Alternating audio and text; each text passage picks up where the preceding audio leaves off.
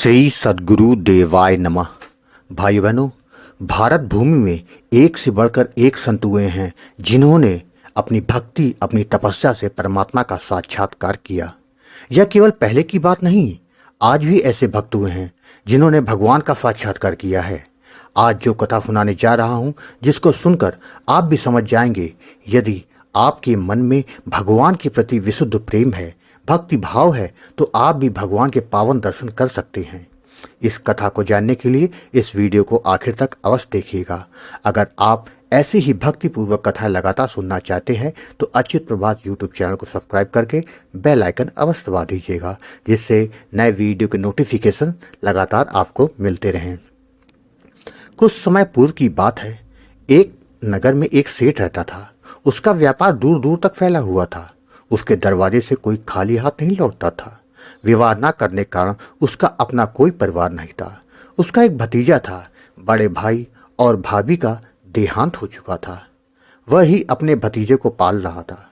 जब वह भतीजा बड़ा हो गया तो उन्होंने अपने भतीजे को बुलाया और कहा कि बेटा, अब से यह व्यापार, धन संपदा मैं सब तुम्हारे नाम करता हूँ।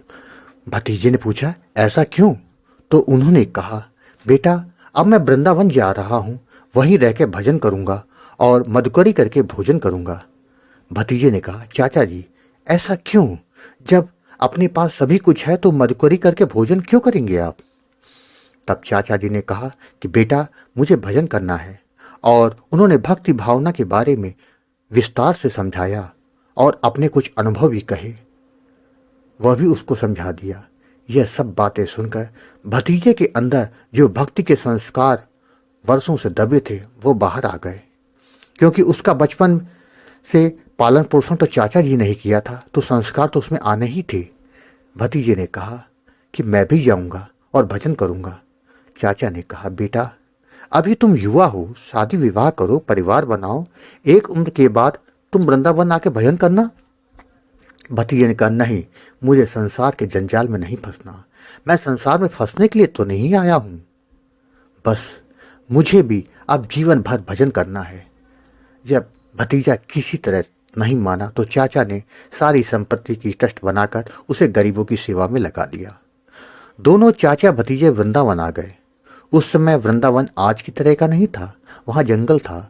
संत लोग भजन करते और आसपास के गांव में रहने वाले परिवारों के घर से मधुकरी करके अपना जीवन यापन करते थे।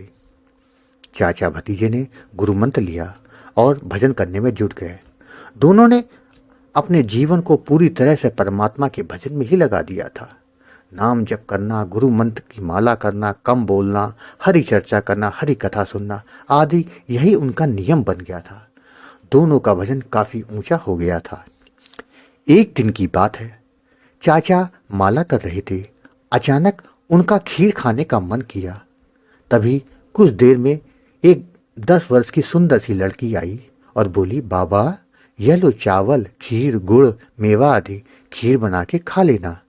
माला करने के बाद चाचा ने सोचा कि पास के मंदिर के पुजारी की बिटिया होगी, किसी ने उसको यह सामान दिया होगा तो यह यहाँ दे गई। कुछ समय के बाद भतीजा भी वहां पहुंच गया। चाचा ने सारी बात भतीजे को बताई तो भतीजा गुस्सा हो गया। बोला, अगर आपका मन खाने पीने को करता है तो आपको साधु बनने की क्या जरूरत थी? आपके पास तो पैसे की कमी थी नहीं। चाचा को अब पछतावा हो रहा था। उसी समय वही लड़की फिर आ गई। वह कोई और नहीं अपितु स्वयं श्री जी थी, राधा रानी थी। उन्होंने कहा, यहाँ वृंदावन में जो कोई आता है, जाता है, खाता है, वो सब मेरी मर्जी से होता है। मैं यहाँ सभी का ख्याल रखती हूँ। मेरी मर्जी के बिना यहाँ कुछ नहीं होता। अतः आप मन से सभी संशयों को हटाकर खीर बनाओ और खाओ। यही मेरी मर्जी है। श्री जी को अपने सम्मुख पाकर उनका साक्षात्कार करके दोनों का जीवन धन्य हो गया। दोनों ने खीर बनाकर पहले श्री जी और कन्हैया जी को भोग लगाया, फिर खुद पाया। जीवन पर्यंत उन्होंने भजन किया और अंत में श्री जी उनको अपने साथ ले गई। भाई बहनों, आपने देखा भगवान अपने भक्तों का किस तरह से ध्यान रखते हैं। आप अगर उस परमात्मा के दर्शन चाहते हैं तो आप अपने आप को उनके हवाले कर दो। फिर देखो कि कैसे आज भी आप उनके पावन दर्शन का सौभाग्य प्राप्त कर सकते हैं। यह कथा आपको अच्छी लगी हो तो कृपया इसे औरों को शेयर करें, ताकि ज़्यादा से ज़्यादा लोगों को भगवान के प्रति जो उनकी आस्था है वो और अधिक मजबूत हो सके। धन्यवाद।